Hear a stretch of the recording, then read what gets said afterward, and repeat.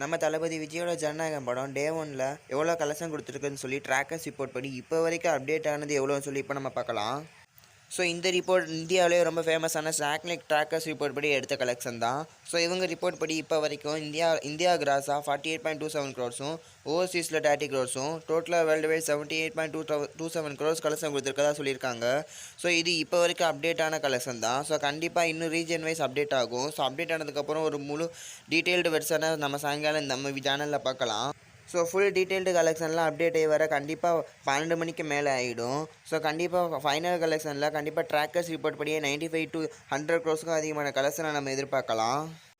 So wait பண்ணி பார்ப்போம். இந்த படம் டே ஒன்ல 100 கோடி கலெக்ஷன் தொடுதான்னு அண்ட் ப்ரொடக்ஷன் ரிப்போர்ட் படி எவ்வளோ போடுறாங்கன்னு வெயிட் பண்ணி பார்ப்போம். ஸோ இதுவே இல்லாமல் ஜனநாயகம் படம் எனக்கு எப்படி இருந்துச்சு சொல்லி ஒரு தனி வீடியோவே அப்லோட் பண்ணி நம்ம சேனலில் போட்டிருக்கோம். ஸோ டைம் இருந்தால் செக் பண்ணி பாருங்கள்.